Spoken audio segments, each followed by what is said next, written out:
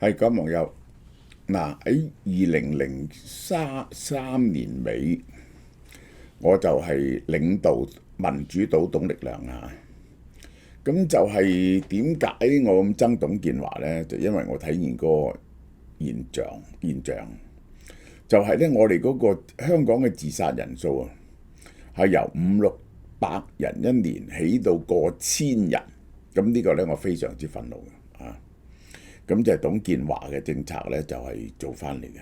呢個就係嗱，首先第一就係香港喺80-90年代呢個社會非常之樂觀，即係個社會啊有幾多人自殺就睇下你對個前途點睇嘅。當你覺得明天會更好嗰陣時呢，你就比較少人自殺。去到1998年之後呢，就開始個自殺人數增加。咁而家近來又急增，係去到2003年嘅水平啊！你冇得唔認嘅呢件嘢係。撒瑪利亞會防止自殺會分析死因裁判庭嘅報告，2024年本港1138宗，哇好多！2024年1138宗啊，係2003年以來最高紀錄。整體自殺率15.1，大家記住呢個數。呢個數就係我哋度嗰個自殺嘅，每10萬人呢就有15個人自殺，較2023年上升咗0.55，平均一日3.12人自殺。呢個就係日日睇報紙都睇到。呢個數字呢，較2023年呢上升咗46單，升幅4.2。香港自殺問題持續惡化。男性自殺死亡嘅男人多數係男人死嘅，我會講俾你聽點解嘅。762宗，67%。女人只係得33%，女人人數多過男人，但係男人自殺係多過女人1倍嘅嚇。年齡層呢，20至59歲佔55.2%。嗱，呢個係即係比起人口比例嚟講呢，呢個係少嘅，呢個比較少嘅。其實嗰個比例最高嘅係老年人嘅，但係30至39歲、40至49歲呢個自殺率創8年新高。呢個又係有理由嘅，30至39歲男士自殺率由2023年嘅19.05。升到2024嘅24.38，升幅28%，好犀利。咁呢個就係我應該點講？我解釋一下啦。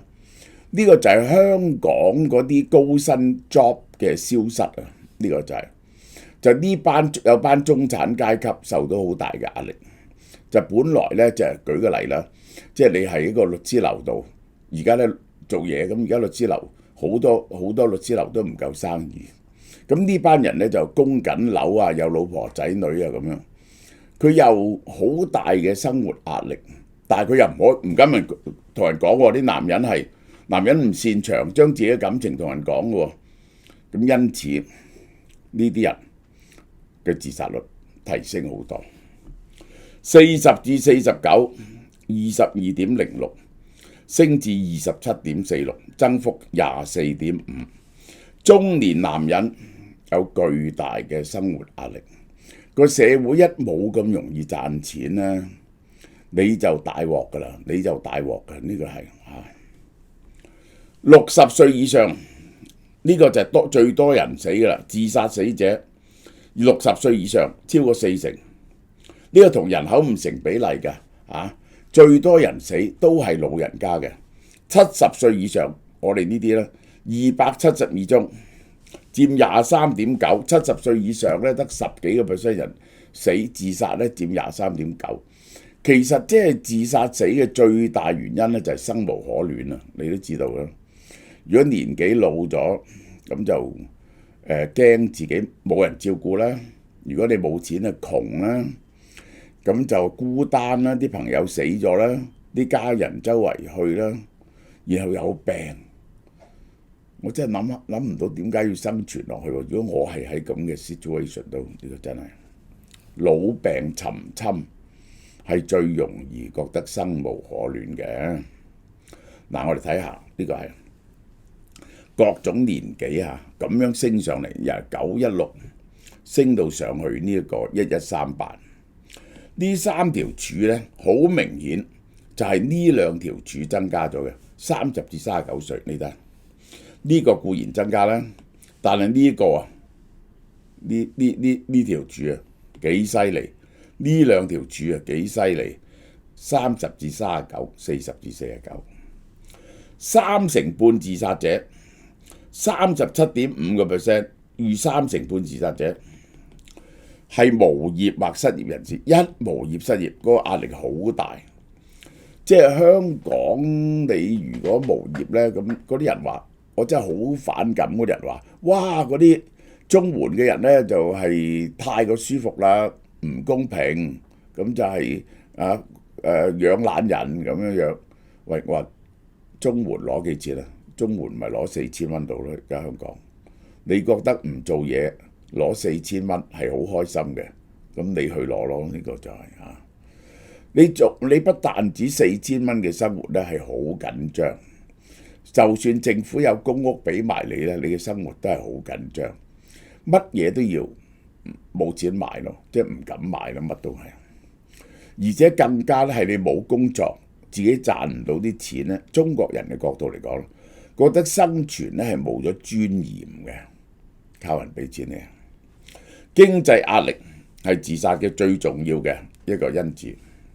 撒瑪利亞會呢個30至40歲係家庭支柱，關注經濟就業狀況同舊年經濟環境差有關係。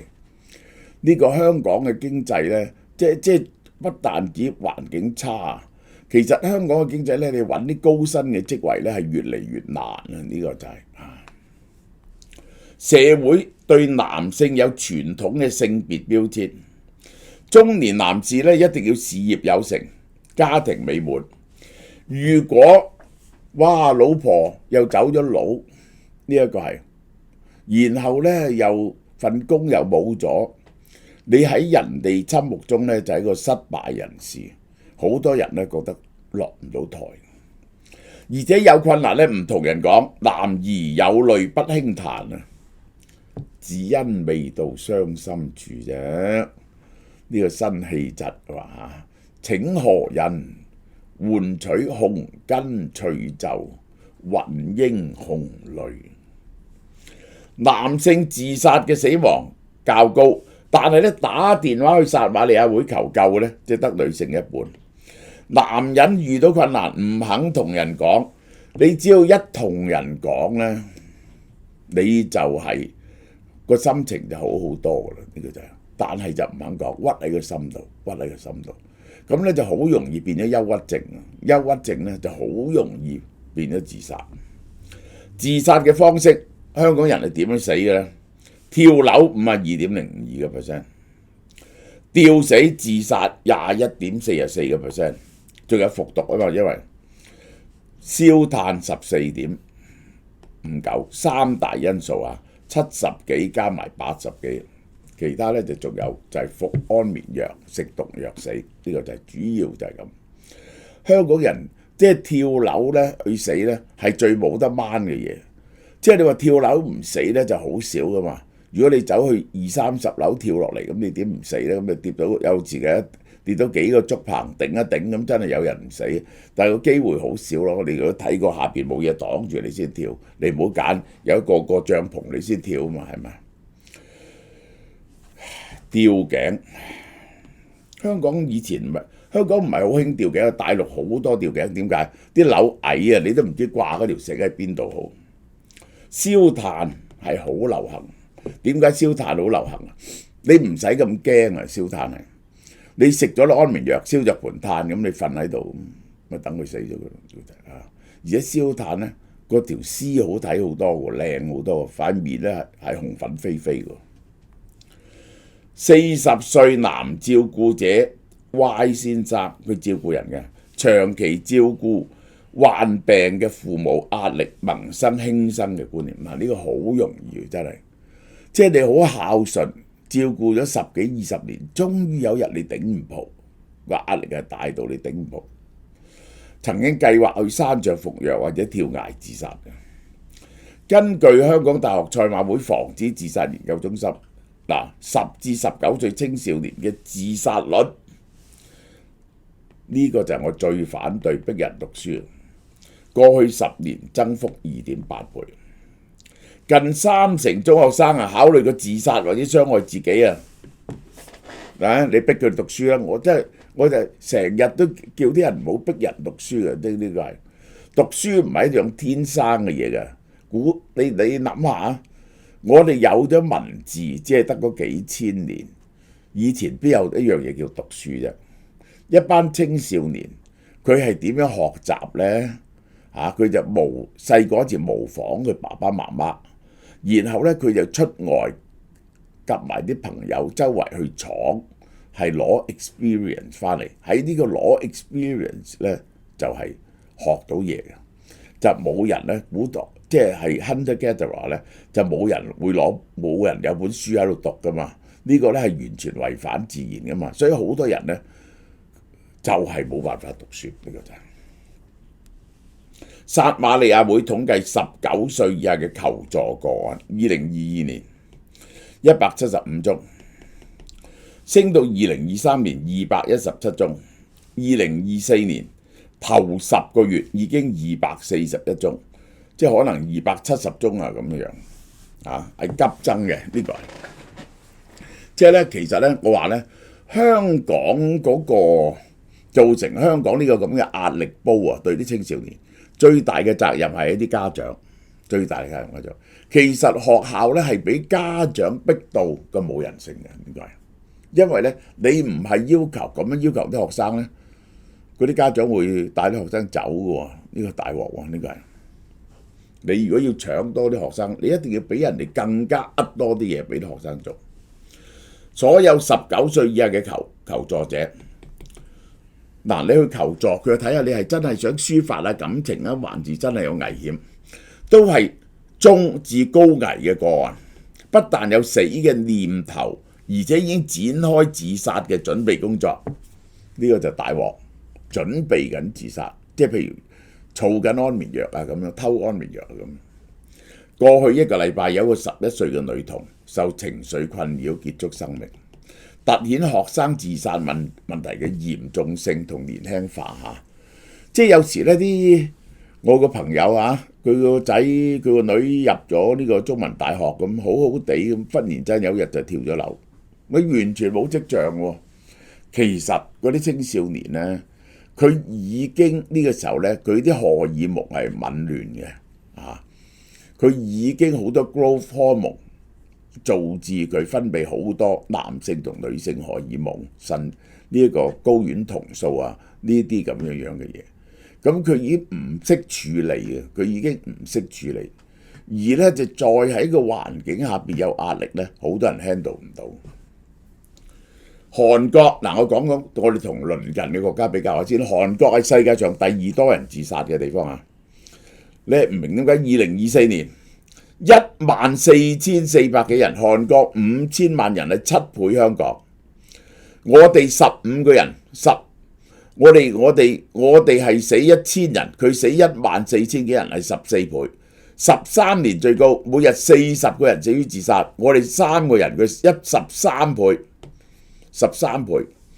佢嘅人口咧係大約係6倍我哋，7倍我哋。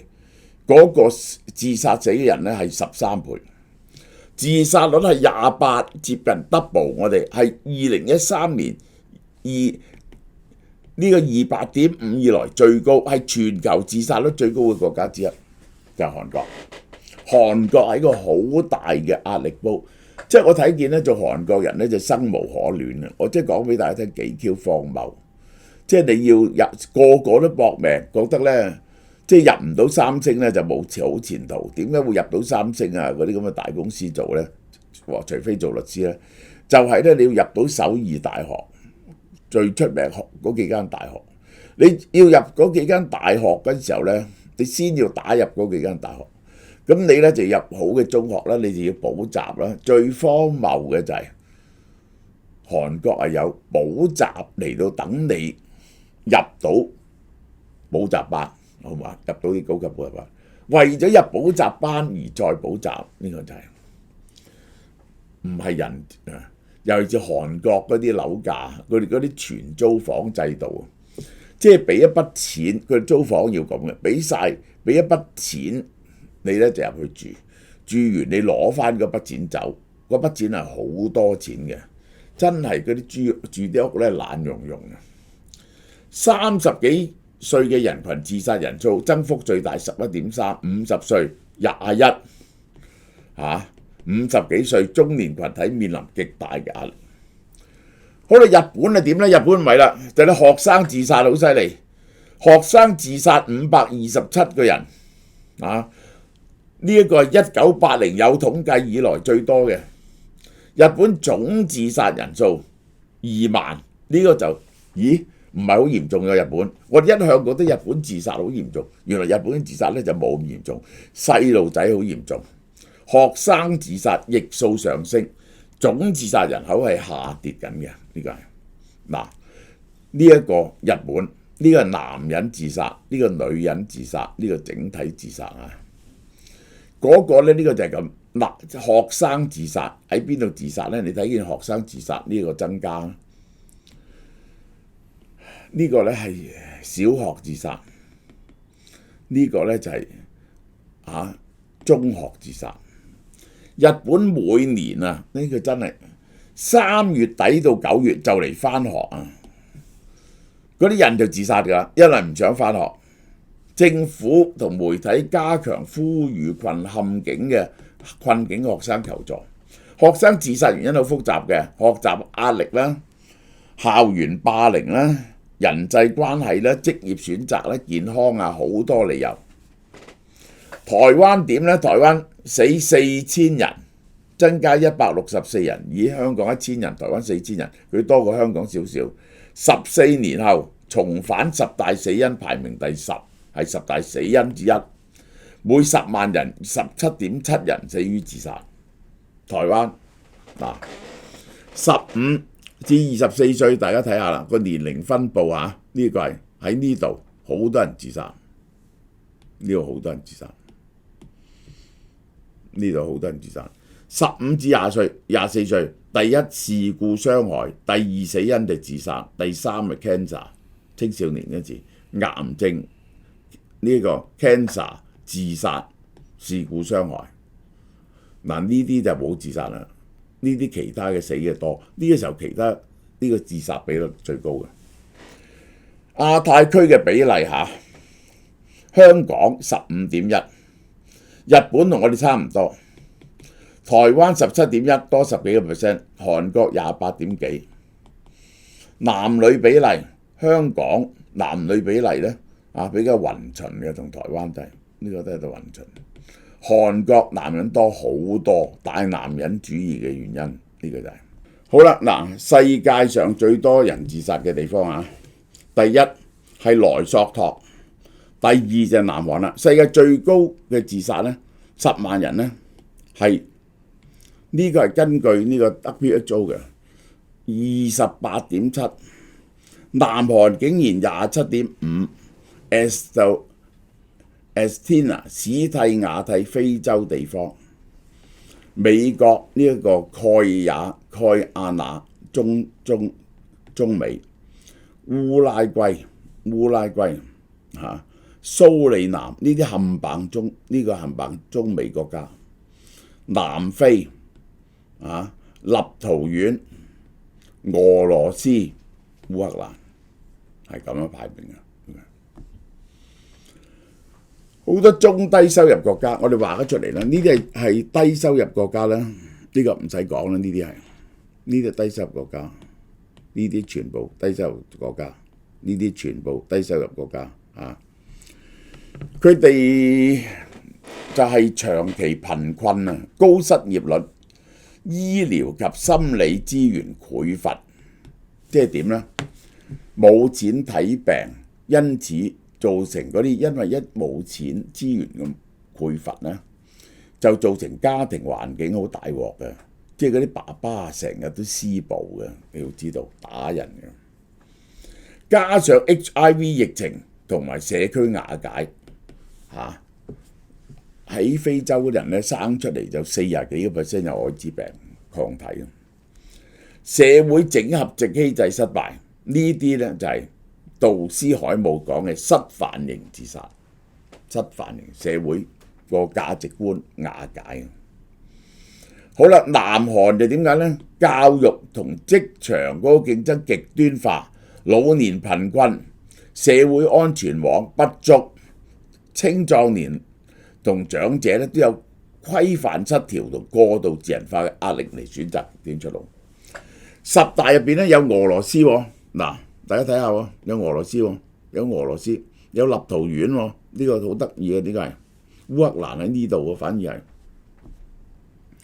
俄羅斯、蘇聯轉型經濟劇痛、高酒精濫用、精神健康污名化疊加，社會支持網絡中斷，於是嗰啲老人同中年人都自殺，尤其是而家打緊仗。格陵蘭係好犀利喎，呢個係格陵蘭 Greenland 喺邊啊？咦，睇唔到。格陵蘭係頭11嚴明啊！極端氣候、睡眠障礙、地理孤立、文化衝突，於是咧就唔知自己屬於乜嘢嘅，有絕望感，因此咧好容易自殺。心理學嚟講咧，佢話咧心理學風險機制咧interpersonal psychological theory 話絕望感，覺得冇前途，負擔感，孭個好重嘅責任，唔知自己屬於邊一度，3樣嘢加埋就會令你自殺。自己冇個社群嘅 backup 歸屬感，好孤寂，然後好大嘅壓力而覺得冇前途。有3種規範，一種叫自我型，呢種咧係唔夠 socialize，個人咧好 lonely。你知道寂寞同 lonely 係兩件事，孤獨同埋 lonely 係兩件事嚟㗎嘛。寂寞就係你覺得冇人明白你，係一種心理狀態。自我型同人哋夾唔埋，失範型社會規範突變，引發價值失準。呢啲好容易喺嗰啲印第安人嗰啲土著嗰度，因為咧佢哋嘅文化受到呢個外來文化嘅衝擊，佢哋嘅價值觀，佢哋嗰套嘢冇咗，於是咧佢哋好容易自殺。宿命型過度壓抑或規範過嚴，個體失去掌控感。嗱呢啲咧就係南韓嗰啲就係就係嗰個社會個規範咧收到你好窄，日本又係，所以咧你咧就係規範過嚴，你要服從呢個規範，好痛苦覺得個體無力，因此自殺。好啦，我啲網友好犀利喎，呢隻亞精胺一推出，大家上網 search 下啦，個功效就係好犀利嘅，呢隻嘢有好多嘅 medical report 證明嘅，延緩細胞衰老、延長壽命、優化大腦呢隻嘢係食1個月288蚊嘅啫，係令到你嘅細胞2個功能，佢喺小麥胚胎度攞出嚟。其實喺人嘅精子嗰度咧，本來就有嘅，精液入邊本來就有，但係咧佢而家呢個咧主要小麥胚胎攞出嚟，令你嘅細胞掌握你嘅細胞再分裂呢一個係維修保養都係佢負責嘅，同埋咧佢會啟動個 AMP 嘅特殊功能，呢個 AMP 嘅功能咧係令到你可以保持青春嘅，呢個係促進新陳代謝嘅，呢個係。好，呢段講到呢度。韓國 Hancock Life Q10 抗氧化維生素，呵護心血管健康，活力人生相伴。韓國 Hancock Life Q10 抗氧化維生素產品咧，含有呢個 Q10 嘅富鎂鋅維他命 B1、B2、C， 每日2粒，補充全日人體所需。Q10 富鎂咧係有助調節高血壓。